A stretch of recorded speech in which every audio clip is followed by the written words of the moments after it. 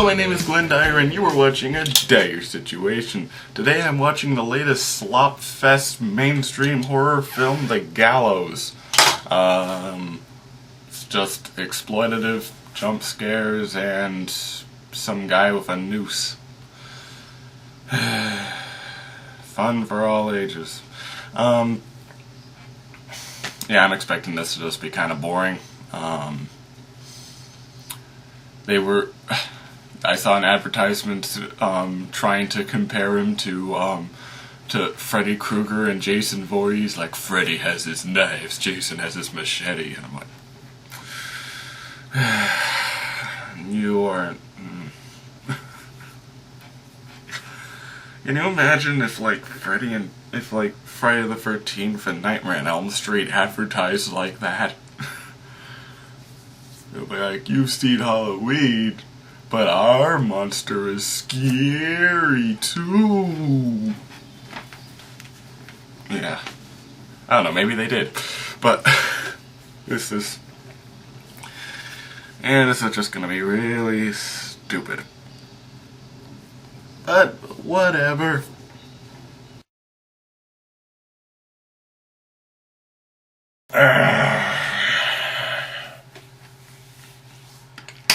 Okay, so this movie has a stupid premise, really stupid characters, and a really stupid twist ending. So, points for consistency. Basically, the whole premise of the film is that in 1993 they did a production of this play called The Gallows, which looks really boring. It's I don't know what the hell this is about. It's something like a hangman or whatever. But they're having this play, and one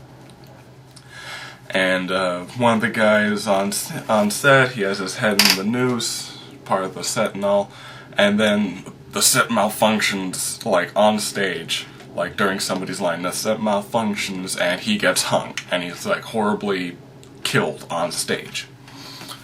And, you know.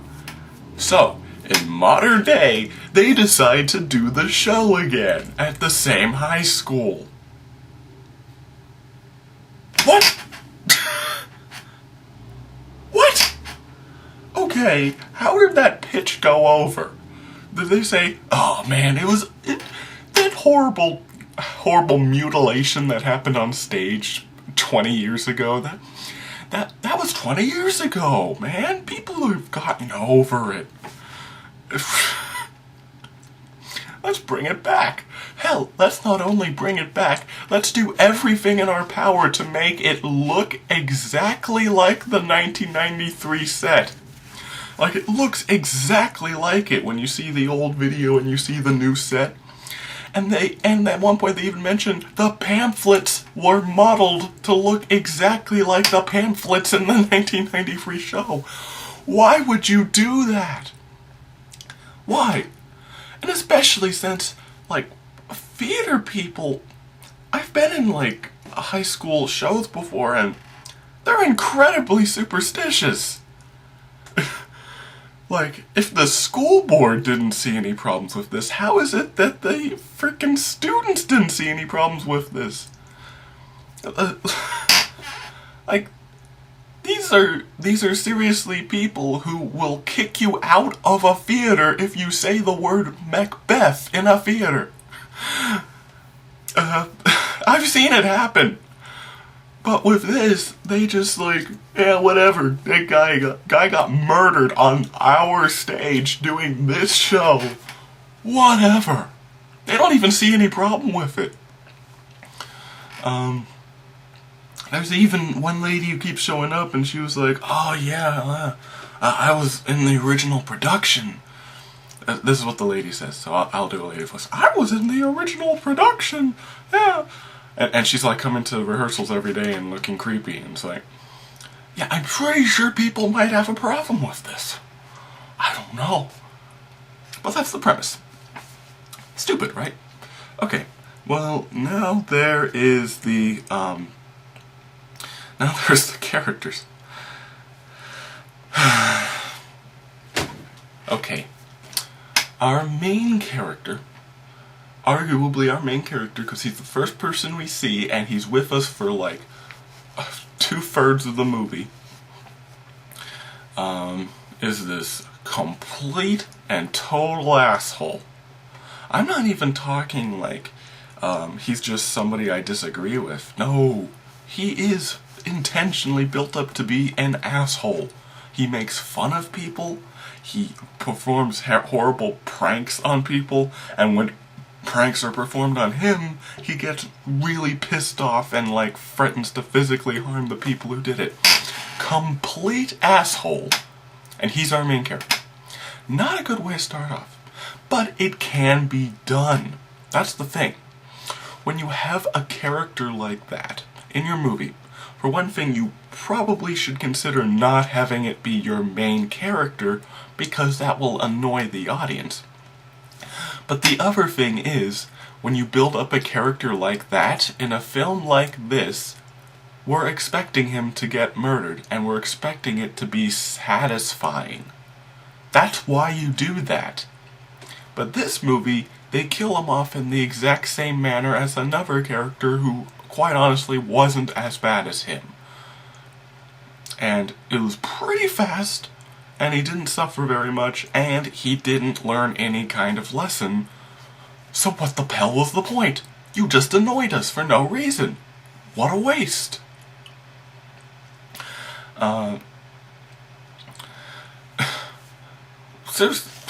Whatever, I guess. I guess I'm gonna have to go into a spoiler section in this in order to go over how stupid the twist ending is. But I suppose I can go more into the premise.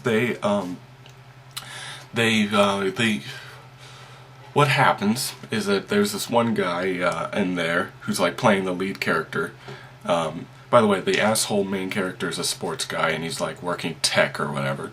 And that's why he's carrying a camera around. This is one of those found footage films again.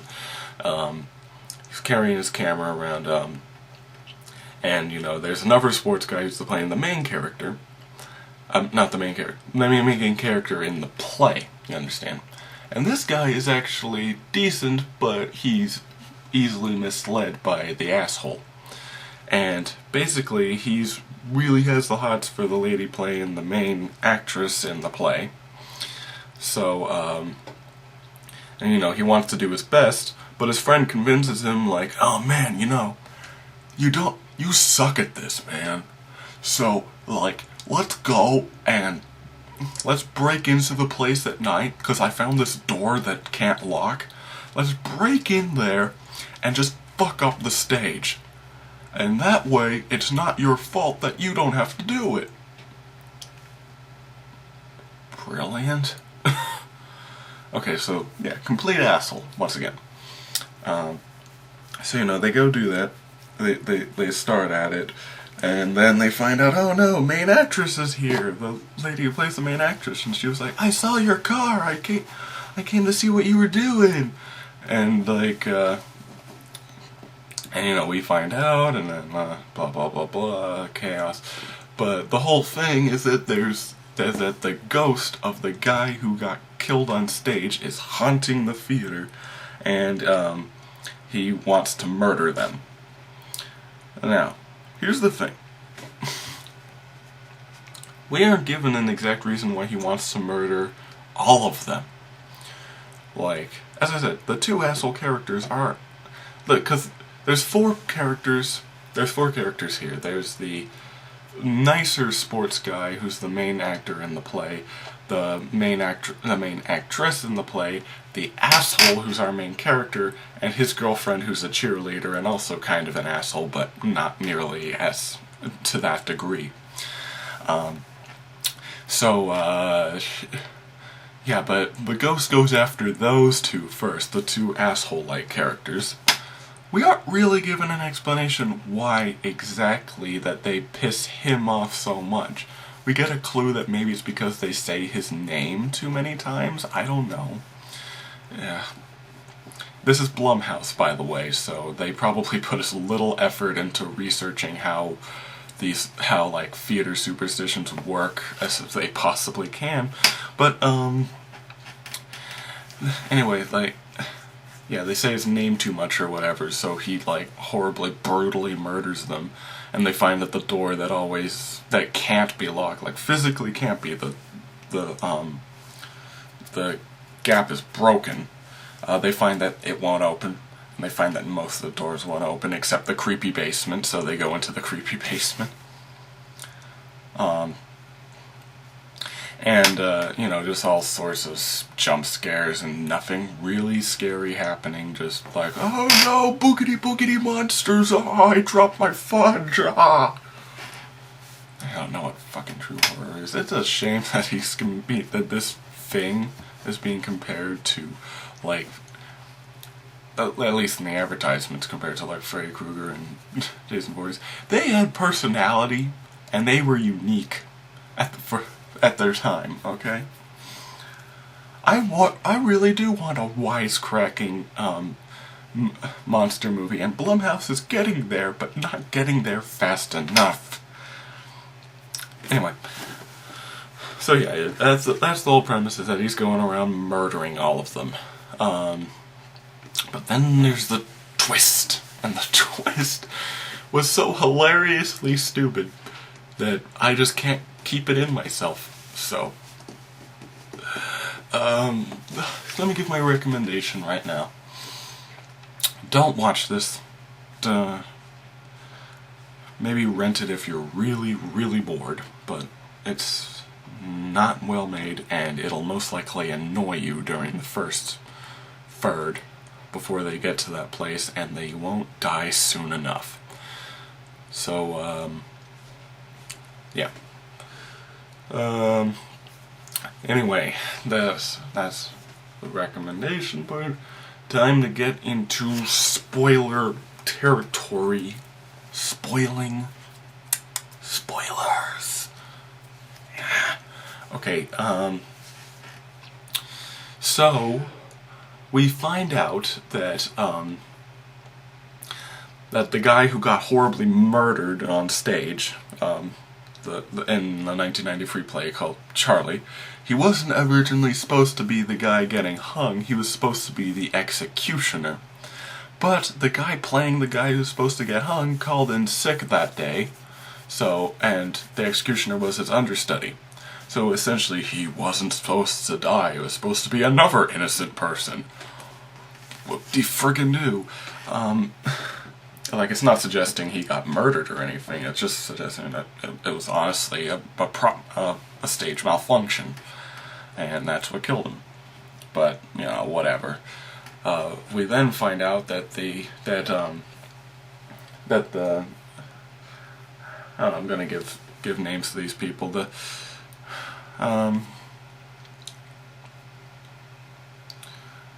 Okay.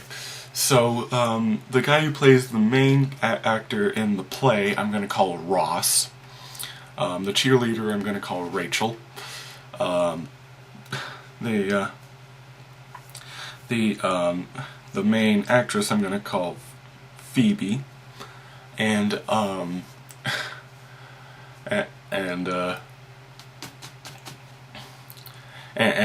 asshole, I'm gonna call Joey. There you go. So I'm naming them after Friends characters. So basically, Ross like looks at an old photo of the 1993 cast, and he's like, "Oh my God, man! The guy who was supposed to be hung was my dad!" And they're like, "What? Your dad?" Yeah. And they also find out, like, on the TV screen, like, the crazy old lady who was in the building, that was Charlie's girlfriend. Charlie's the crazy ghost. That was Charlie's girlfriend. What? That doesn't mean anything. Why are we speculating about that? Like, honestly, it's just to build up the twist. But, anyway, like, that's my dad, and he called in sick, and he got him killed, so he's coming after me! Okay, so we have a stupid reason why the ghost is coming after Ross, but no real reason why it's going after Rachel and Joey. It just is. And it goes after them first, by the way. And kills off Joey way too quickly. And not in a satisfying way. Like, we don't see any kind of justice in this. We don't see any kind of irony, like dramatic irony or anything that would have made the first half even slightly worth it. Like to listen to what he says like that. But anyway, we find out all that stuff, and eventually Joey and Rachel get killed off. So it's just Ross and Phoebe, and they're running around the place. They pull the fire alarm, and considering this is the creature that can lock any door at will, apparently, and can use an invisible and intangible noose to just strangle people at will. It seems kind of illogical to think that the fire alarm would actually work. But the alarms go off, so they're like, oh man, it must be working. But eventually they find the stage. Like, they go back to the stage and they see that the door that can't close is open. It's wide open. Like, what? Oh, cool. So, like, they both start walking across the stage, and I'm like, oh, please have the stage lights turn on. Please have the stage lights turn on. Please have the stage lights turn on. And then Ross is just totally across the screen. I'm like, darn it. You're no fun. And, like, he walks outside the building, and he's like, yeah, I'm free. And then he hears, like, Phoebe crying out back there. And he's like, oh no, Phoebe, are you okay? I'm outside. Are you Alright, I'll make the right decision. So he goes back in there, right? So I'm like, okay, maybe this is Charlie's way of testing him to make sure that he's not the person his father was, right? And this is some sort of, like, moral test. Nope. He's just an asshole. So yeah, he goes out there and he finds Phoebe, like, laying on the floor, and he goes to comfort her, and then the stage lights come on, and I'm like, oh yes, please, this is gonna be good.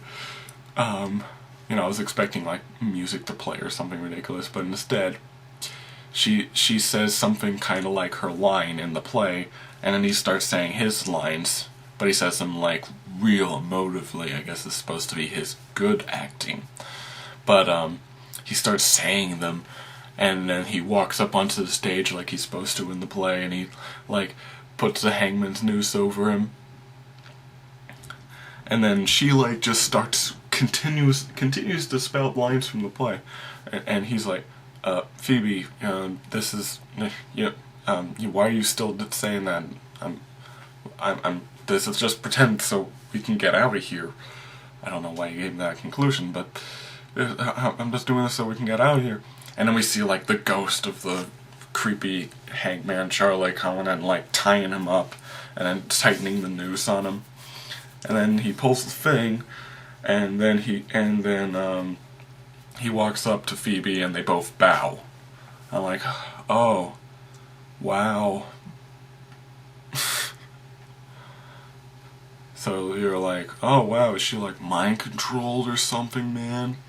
And then we hear, like, clapping in the audience, and the audience lights come on, and we see the girlfriend is sitting in the auditorium.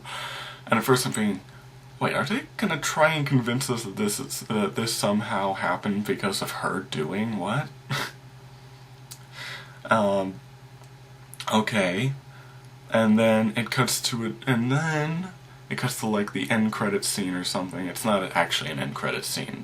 It's just something that happens. It's like later, where the cops bust into this house, and they're like, "Police! We don't know why we're here, but we have to finish the movie." So they go in, and apparently there's one cop with a camera, right? And he decides to, for whatever reason, break off from the rest of the squad and just kind of walk around the house like this, not saying a damned thing. And then he goes into this room which has, like, an old 80s TV playing playing the Charlie hanging scene from 1993 over and over, and then we see, oh no, Phoebe and the crazy lady, they're just sitting there, and the crazy lady is like stroking her hair, and it's like, oh, they're mother and daughter. What? And then the guy calls him back up, and is like, one of the other cops just gets slammed into a wall, and then he turns around, and the hangman comes, and he's like, boogity, boogity, boogity, boogity. And that's how the movie ends. So, you know, fucking stupid. So I'm guessing what we're supposed to assume from this is that, okay, so the full storyline here is that back in 1993, Charlie was really excited for playing the executioner. He even made his own mask. But then Ross's dad called in sick. We aren't told if he was actually sick or if he was just faking it. We honestly don't know at all. They don't tell us. It's just how it is. And you know, for whatever reason, Charlie's spirit just blames him, and so does Charlie's girlfriend, who's the crazy lady who is also in the play. She blames him, and she's, oh, I don't know, I guess she was pregnant with his baby at the time or whatever, like all those years later when she's in high school, they start performing the gallows again. Once again, kind of a coincidence, maybe she had some part in doing that. And then I guess we're supposed to believe that Phoebe somehow convinced Ross to join the play, to get into that exact role, to learn those lines, to encourage him to say those lines correctly, to seduce him into loving her. And these are crazy people, by the way. I don't know, like, crazy murder-worshipping people. I'm not sure how you can get, like, how you'd be like that, what's the word, that persuasive when you don't have any kind of training in that at all. But yeah, convince him to do that, and then somehow, this part making no sense, somehow convincing Joey to come up with the idea to take down the set at that time, because otherwise her little plan would not work. Unless, like, they were planning, unless they were, like, originally planning on hanging him on stage, like, before. I don't know. And then they perform it again in another 20 years, right? But, I don't know. We aren't told anything like that. But instead, she's just keeping an eye on him, and she knows he goes back there, and she's like, alright, we can do this now. So she goes in there, and basically, her whole thing is, I don't know how how this could even possibly work, but it's supposed to be, I don't know, maybe the old lady was hiding in a closet most of the time and just waiting for this one situation to appear, even though they're in a creepy old, dark school, and anything could happen, even things not involving the creepy hanging man. So it's a huge risk they're playing here. Like, for all we know, Ross could have tripped and broken his neck. Could have happened at any time. With all this shit all over the place in the school, in the attic, and in the basement and all that. But no, they wanted this whole situation, and she said her lines and all that, and they got their revenge on the son of the guy who did that. And once again, we already, look, like, if we were told, or if we, like, got any kind of indication that he maybe, like, faked it or something, then you might see some sort of justice in this, some sort of really far out justice, but, like, you get, like, a hint of it. But no, as far as we know, like, it could have totally been legit. There could have been a totally legit reason, but they're carrying out revenge on him anyway. And it makes no fucking sense. And as I said, when you introduce a character as annoying as Joey, You need to have it be satisfying when it gets him.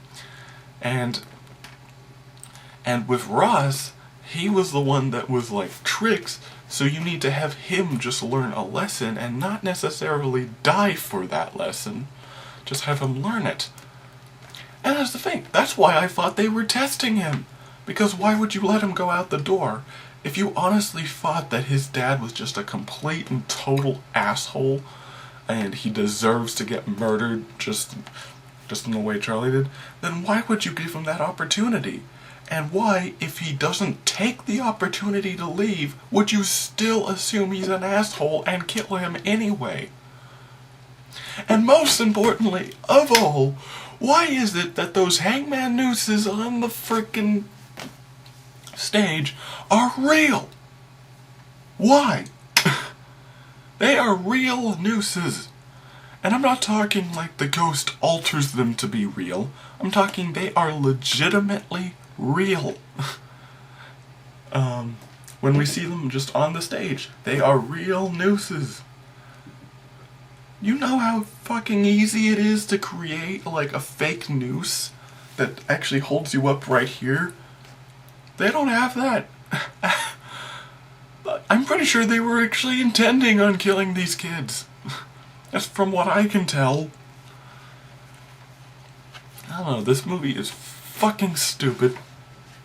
It's given me stuff to talk about, I guess. As I said, Blumhouse is just getting really weird, and it's getting really close to the wisecracking supernatural being.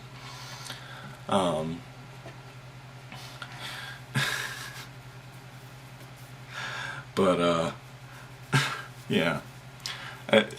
Especially towards the end though, like, I was honestly expecting them to have some sort of bullshit twist that this was being caused by a person. Even though that makes no sense, since we saw somebody basically getting hung and like the red marks appearing all over their neck from an invisible thing. So clearly supernatural. But I was half expecting it to just go wrong.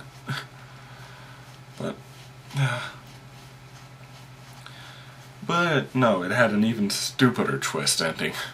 Apparently. God. Why do they think that's scary? It's just really goofy. Most of the fear in this comes from the jump scares, comes from the very simple audio adjustments.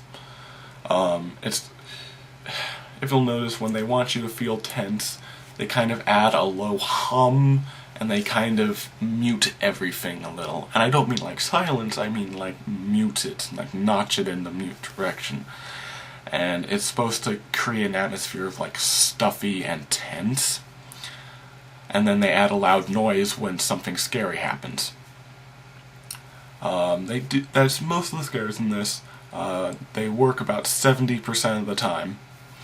So I was almost going to compare this to Elementary, but that movie is on a totally different level of that. There, in that movie, there was like 7 characters, and all of them are Joeys, like an entire cast of Joeys. And also in that movie, there was a jump scare that happened at least once every 2 minutes, at least. Sometimes many back-to-back jump scares. And it's way sillier. And I've really wanted to get my hands on a copy to do a Chadwick Jones on it, but I can't find it anywhere except in Hungarian, which isn't gonna work. But yeah, that movie's on a totally different level of incompetence. It was pretty much every time anybody made any kind of sudden movement, twing, twing, twing, twing, twing, twing, twing. Oh boy. But anyway.